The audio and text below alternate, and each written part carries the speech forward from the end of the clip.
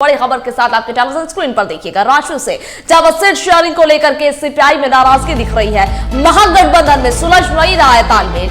महागठबंधन के बड़े नेताओं में आपसी सहमति की कमी है, ये बात सीपीआई ने कही है। साथ ही कहा है कि अपने ढंग से बातचीत कर सीट बंटवारे से हो सकता है नुकसान। बातचीत के सीट बंटवारे से नुकसान हो सकता है। तो बड़ी खबर जहां पर सीपीआई ने नाराजगी जाहिर की है।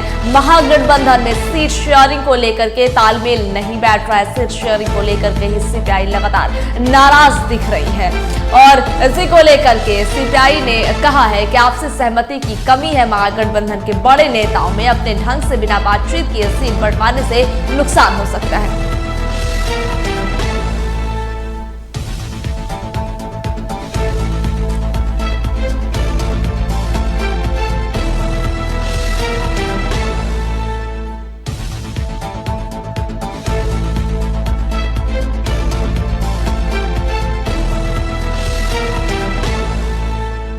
में थी, चाहते थे कि भाजपा को रोका जाए।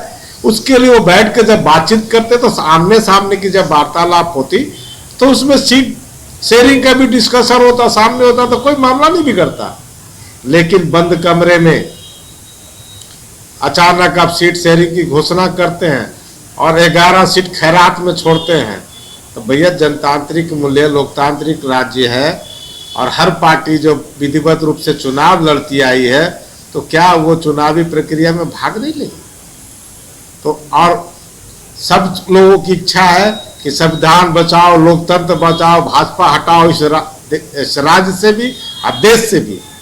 तो कहीं न कहीं आपने देखा, चाहे वो लोकसभा के चुनाव के समय की परिस्थितियां हो, चाहे विधानसभा के समय, तो मनमाने तरीके से अपने आप सीटों को बांट लेना, अपने ढंग से बांट लेना, ना किसी से बातचीत करना, ना किसी से राय लेना और इंडिया ब्लॉक की बात करते हैं। भाजपा को रोकने की जिम्मेदारी केवल छोटे दलों की नहीं है, उन दलों की ज्यादा बनती है जो सरकार में हैं और उनकी भूमिका ज्यादा बड़ी होनी चाहिए। उन्हें बड़ा दिल दिखाना चाहिए था। जिस पार्टियों का राज्य में जनाधार नहीं है, आपका जो विपक्षी है, जो कुनबा है, जिसके खिलाफ इंडिया ब्लॉक की लड़ाई है, वो कुनबा जो एकक वोट की अहमियत को समझते हुए वैसे पार्टियों को भी जोड़ रहा है जिसने झारखंड में कभी सीटें नहीं जीती। तो समझने की जरूरत है।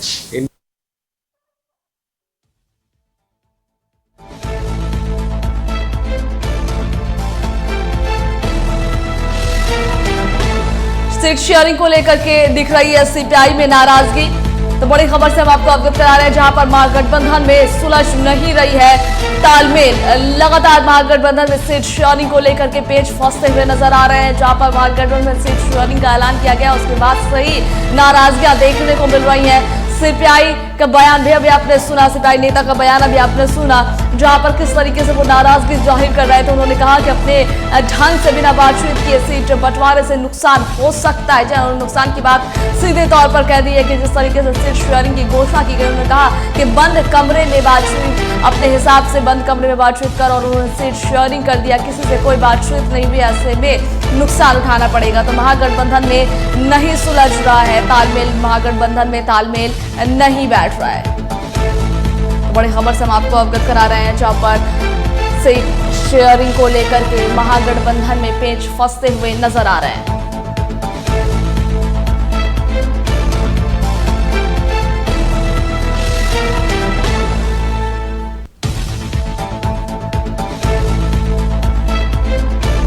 रांची से इस वक्त की बड़ी खबर हम आपके साथ साझा कर रहे हैं, जहां पर सीट शेयरिंग को लेकर के दिख रही है सीपीआई की नाराजगी।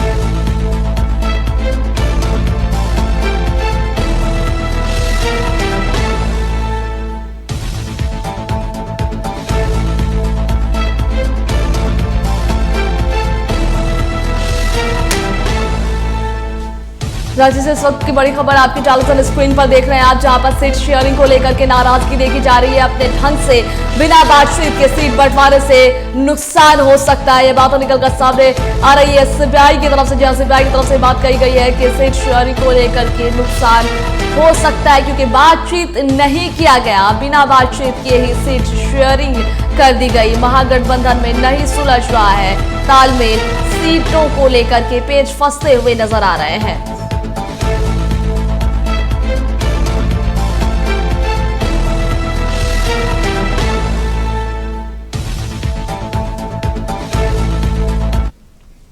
और इस खबर पर ज्यादा जानकारी साझा करने के लिए हमारे साथ लाइव जुड़े हैं मोइजुद्दीन, हमारे संवाददाता।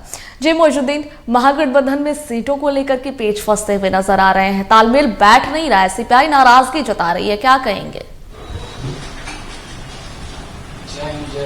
बिल्कुल सभा, देखिए झारखंड में महागठबंधन खास करके कह सकते हैं कि विधानसभा चुनाव को लेकर के महागठबंधन जहां अपनी चुनावी तैयारियों में है, कहीं ना कहीं सीट शेयरिंग को लेकर चर्चाएं की जा रही है।